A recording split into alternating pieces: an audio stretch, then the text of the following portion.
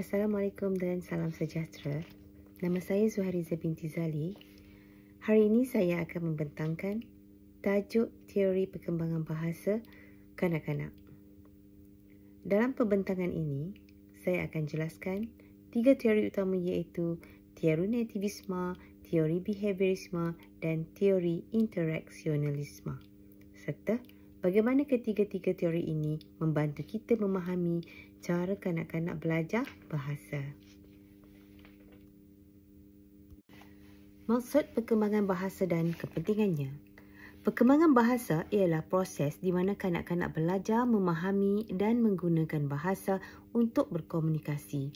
Ia sangat penting kerana bahasa menjadi asas kepada pembelajaran, pemikiran dan hubungan sosial. Dengan memahami teori perkembangan bahasa, guru dan ibu bapa dapat merancang pendekatan yang sesuai untuk membantu kanak-kanak bertutur dengan lebih baik.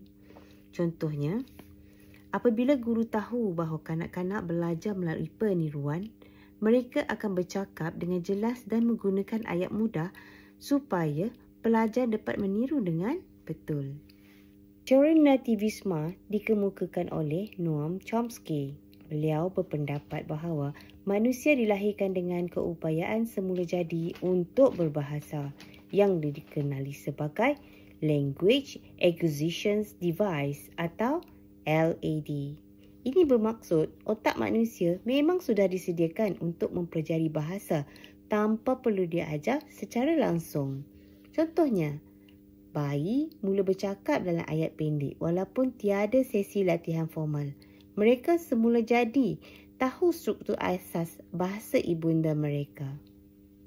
Slide yang keempat, ciri-ciri utama teori nativisme. Antara ciri utama teori ini ialah bahasa dianggap sebagai kebolehan semula jadi yang ada dalam diri setiap manusia. Persekitaran hanya berfungsi sebagai pencetus atau rangsangan untuk mengaktifkan kebolehan ini. Jadi, walaupun kanak-kanak tidak banyak bergaul, mereka masih boleh belajar bahasa asas. Namun, teori ini juga mendapat kritikan kerana terlalu menekankan faktor semula jadi dan kurang mengambil kira peranan persekitaran. Untuk slide seterusnya, teori behaviorisme oleh B.F. Skinner. Teori behaviorisme pula diperkenalkan oleh B.F. Skinner.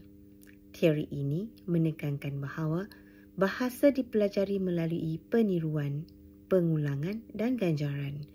Maksudnya, kanak-kanak belajar bahasa kerana mereka meniru perkataan orang dewasa dan mendapat peneguhan positif seperti pujian.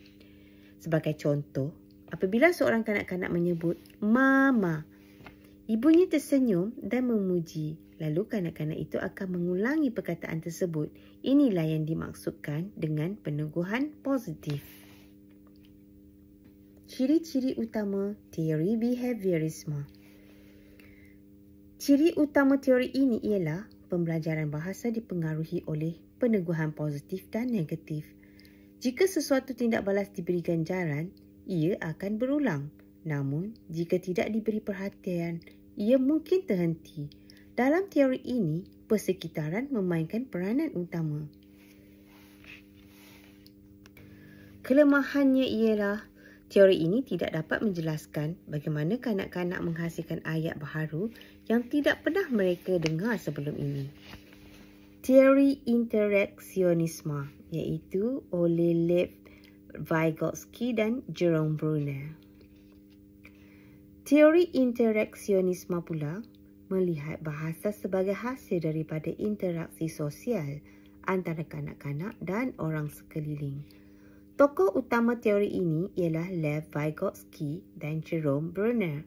Mereka menekankan bahawa pembelajaran bahasa berlaku melalui komunikasi dan sokongan daripada orang dewasa. Contohnya, apabila ibu membantu anak menyebut perkataan dengan betul, ini dipanggil scaffolding, iaitu bimbingan sementara yang membantu kanak-kanak belajar. Ciri-ciri utama teori interaksionisme.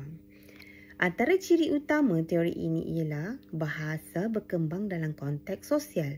Kanak-kanak tidak belajar secara bersendirian, tetapi melalui perbualan, bermain dan aktiviti seharian.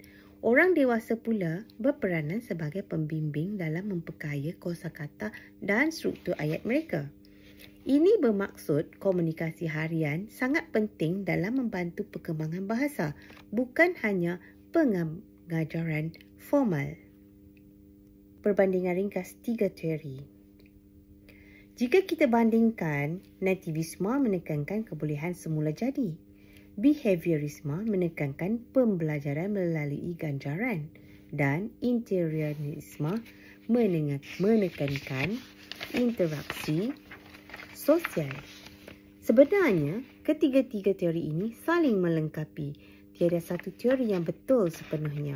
Contohnya, seorang kanak-kanak belajar perkataan baharu kerana semula jadi ingin tahu, iaitu nativisme. Mendengar orang lain mengulanginya, behaviorisme, dan berinteraksi dalam persekitaran sosial, interaksionisme.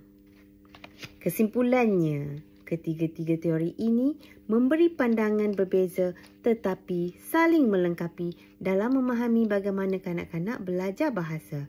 Sebagai guru atau ibu bapa, kita boleh gabungkan unsur semula jadi, latihan dan interaksi untuk membantu perkembangan bahasa anak-anak secara menyeluruh. Sekian, terima kasih atas perhatian semua. Semoga pembentangan ini membantu kita memahami kepelbagaian cara kanak-kanak belajar berbahasa. Assalamualaikum. Jumpa lagi.